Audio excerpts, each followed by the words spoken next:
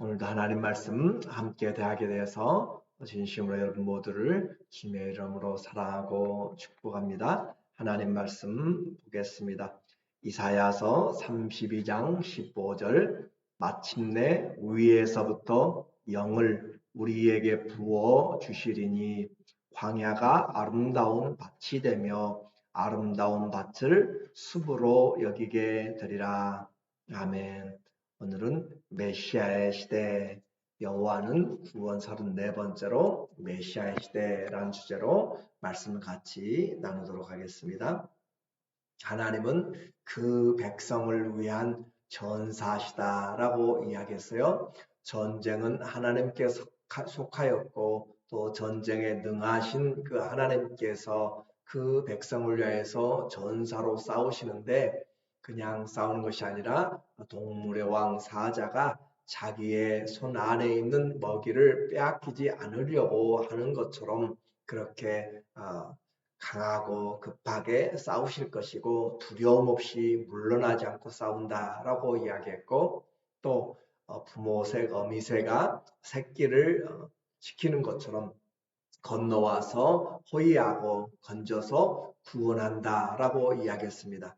용감한 것과 사랑이 함께 뭉쳐져서 하나님의 속성으로 우리를 사랑하시는 것을 말하고 있어요. 그래서 우리는 하나님께 속한 자녀들이고 하나님의 손 안에서 아무도 빼앗아갈 자가 없느니라. 왜냐하면 만유보다 크시기 때문에 하나님께서 우리를 지키시고 또 우리는 하나님의 사랑받는 자녀이기 때문에 이 세상의 육신의 부모는 우리를 잊을지라도 젖먹이를 잊을지라도 그러나 하나님은 우리를 잊지 아니하시고 그의 손바닥에 새겼다라고 말씀하시는 그 사랑받는 자녀를 보호하신 것을 보았어요.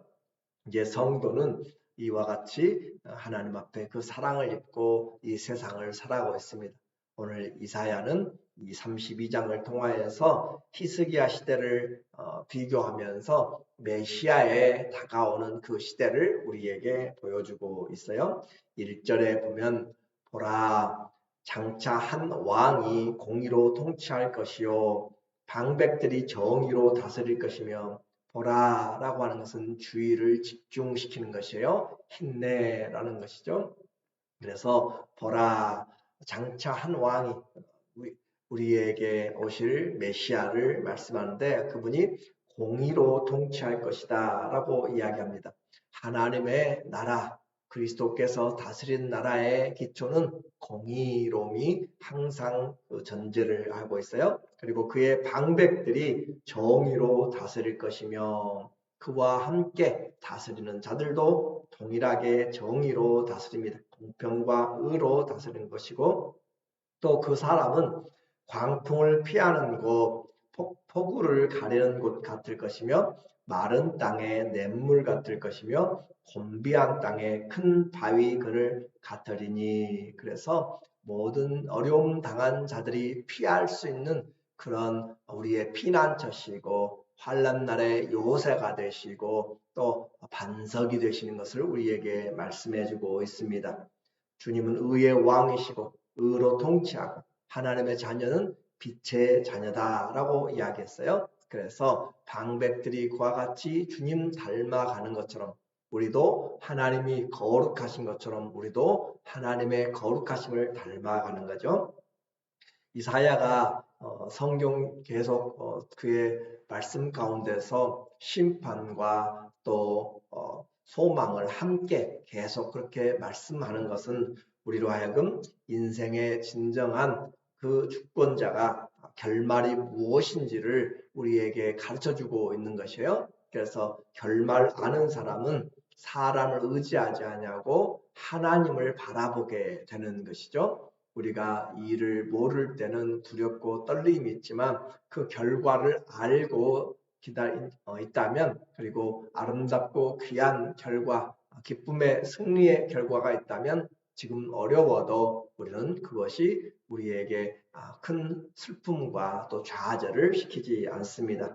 이와 같이 심판 중에 메시아의 통치를 이야기하는 것은 반드시 이루어지고야 말 그리고 영원히 있게 될 그분의 나라가 있게 되고 그분이 통치하시는 그 나라를 우리로 하여금 바라보도록 그렇게 하는 것이죠. 하나님만 바라보라 라고 하는 것이고, 두 번째는 지금 우리가 하고 있는 일들이 하나님이 세우지 않은 것들은 다 무너지게 될 것을 지금 경고하고 있습니다. 그래서 지금 올바로 세워지지 않고 그렇게 하나님이 말씀하시는 이와 같은 그 생명의 말씀에 회개하지 않고 돌아오지 아니하면 결국 그들이 심판을 당하게 된다. 그래서 우리는 한 단계 더 성숙한 이런 심판과 소망의 말씀을 들으면서 성숙한 그 하나님의 그 나라로 한 걸음씩 의의 사람들로 만들어져 가는 거죠.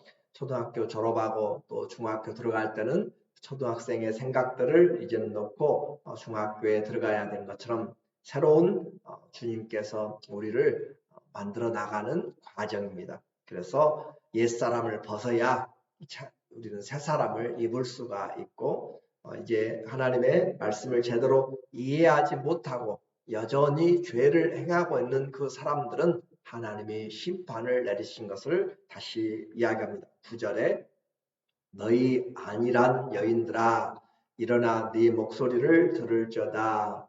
너희 염려 없는 딸들아 내 말에 귀를 기울일지어다. 이 안일한 여인, 염려 없는 딸, 이런 말들은 유대의 사람 백성들을 비유적으로 의인화시켜서 하는 말이에요. 그래서 안일한 여자, 염려 없는 딸, 10절에 너희 염려 없는 여자들아 1년 남짓 지나면 너희가 당황하리니 포도 수확이 없으며 열매 거두는 일이 이르지 않을 것임이라. 그래서 유다의 사람들이 지금 허영심과 사치에 빠져서 있는 것들을 지금 고발하고 있습니다.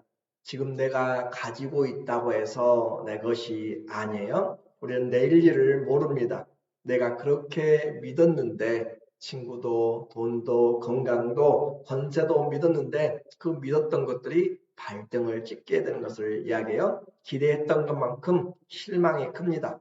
그래서 이제까지 변함없이 농사를 짓고 포도나무에서 많은 열매가 맺어서 우리에게 기쁨을 줬는데 보니까 얼마 지나지 않아서 포도 수확이 없으며 열매 거두는 일이 이르지 않을 것이 바로 1년 지나면 1년 남짓 지나면 그 말은 곧 다가오리라 라고 이야기하는 거죠. 계속해서 그렇게 풍년이 들었는데 그렇게 기대하고 새로운 일들도 만들고 계획도 세웠는데 전혀 열매가 없을 때 얼마나 황당한가. 또 내가 아름답게 나를 꾸미고 비싼 옷과 금은 장신구들로 그렇게 나를 장식하고 나를 다른 사람들에게 보여주고 자랑하고 그랬는데 그 모든 것들이 이제는 다 벗겨지고 상복을 입고 힘들어한다, 고난 중에 있다라고 하는 것을 말해요. 11절에 너희 안일한 여자들아 떨지어다. 너희 염려 없는 자들아 당황할지어다. 옷을 벗어 몸을 드러내고 배로 허리를 동일지어다. 그래서 그들로 하여금 금은 장신구들이 다 떠나가게 되고 결국 그들은 어려움 가운데 처하게 되고 심판의 바닥에 떨어지게 될 것을 말합니다. 그들은 좋은 밭으로 인하여 많은 열매 많은 포도나무로 인하여 가슴을 치게 될 것이라. 그들이 많이 거뒀었는데 믿고 의지했던 소망들이 물거품이 됨으로써 기대와는 정반대되는 삶을 그들이 맞이하게 될 것입니다. 오늘 우리는 이 세상을 바라보면서도 이 세상에 만족하지 않는 자들입니다.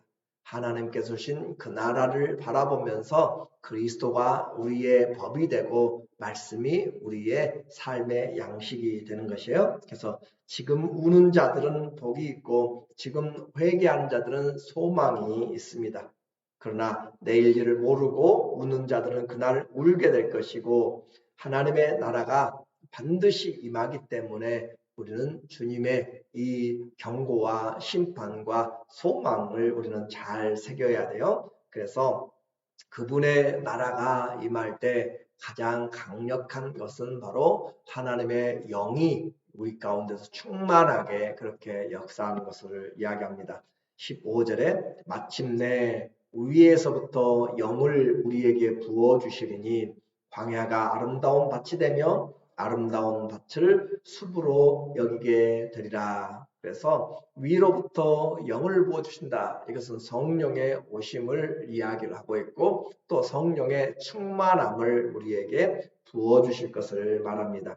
그래서 메시아는 의의 왕이시고 그분의 방백들은 다 공평으로 다스리고 그분의 영향을 받는 것으로 인하여 온 땅이 나라가 공평과 의로움으로 또 화평함으로 그렇게 자리하게 되어 그래서 16절에 보면은 그때 정의가 광야에 거하며 그 전에는 정의를 찾아볼래야 찾아볼 수가 없었습니다.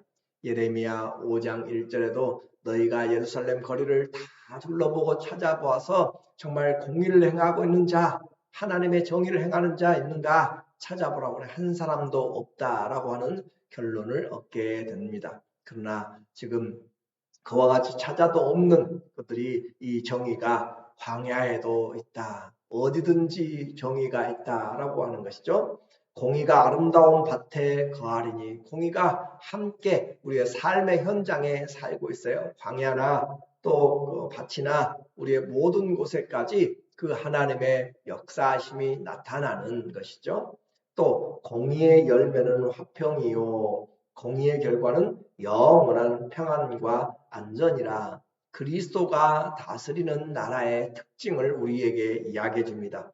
공의가 온 나라에 물이 바다의 덮음같이 여호와를 인정하는 것이 온 땅에 충만하다고 했는데 그 예수 그리스도의 공의로움이 그리고 성령의 의로우심이 우리 가운데 임하게 되었을 때 공의의 열매는 화평이요. 의로움은 그냥 사람들 관계만이 아니라 우리의 하나님과의 관계와 사람들의 관계를 회복시켜서 화평하게 만들어냅니다. 화평하는 것 신앙생활에서 놓치지 말아야 될 우리의 직무라고 이야기했어요. 그래서 열매를 맺어가는 화목한 사람들, 나와 힘들고 어려운 사람들이 있어도 우리는 입술로 범죄치 아니하고 함께 화목할 수 있는 사람, 그 사람이 영적인 리더요, 그 사람이 하나님의 사랑받는 자녀가 된다라고 이야기했습니다. 그래서 화평을 심는 자, 화평케 하는 자, 내가 가는 목장마다, 내가 가는 모임마다, 내가 들어가는 곳마다 화평이 있는가라고 하는 것이에요. 내 사람을 만들라는 것이 아니고 화평한 자가 되라. 그리스도의 사람이 되라 라고 하는 것이고 또 공의의 결과는 영원한 평안과 안전이라. 공의가 다스리게 되면 영원한 평안과 안전이 있습니다. 하나님 안에 가장 평안하고 그리스도 안에 가장 평강이 있습니다. 그래서 오늘 우리에게 더 이상 두려움이 없고 의심도 없습니다. 온 땅에 충만함으로 주의 백성은 안전한 처소와 평안한 동산에서 화목하게 된다, 안식한다 라고 했어요. 18절 내 백성이 화평한 집과 안전한 거처와 조용히 쉬는 곳에 있으려니와 주님이 다스리는 곳에 참된 평화가 임하게 된 것을 그래서 우리는 이미 이사야서 11장에서도 보았어요. 주님이 다스리실 때 우리에게 사자도 또 표범도 또 소도 함께 독사도 어린아이도 모두가 다 화평하다라고 이야기를 했습니다. 그래서 내 백성이 화평한 집과 안전한 거처 주님 앞에서 생명의 위험이 없고 모두가 다 보존되는 그리고 조용히 쉬는 곳에 있으려니와 참된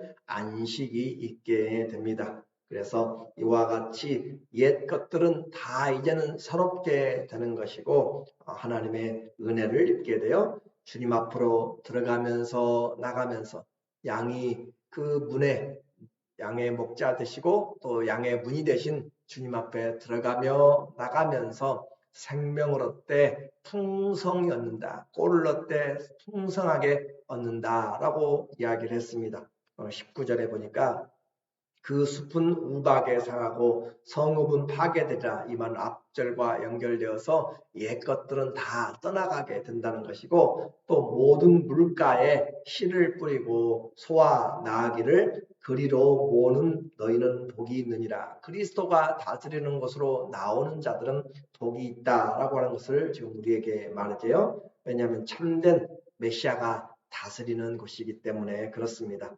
주님의 충만한 것, 그래서 하나님의 나라의 특징, 메시아의 시대에 가장 중요한 것은 공평과 의로움과 평강과 희락과 안식이 있다라고 이야기했어요. 그래서 하나님 나라의 특징을 신약성경 로마서 14장 17절에서 우리에게 말씀합니다. 하나님의 나라는 먹는 것과 마시는 것이 아니요 오직 성령 안에서 아까 위로부터 영을 우리에게 부어주신다라고 이야기했죠. 성령 안에서 오직 의와 평강과 희락이라.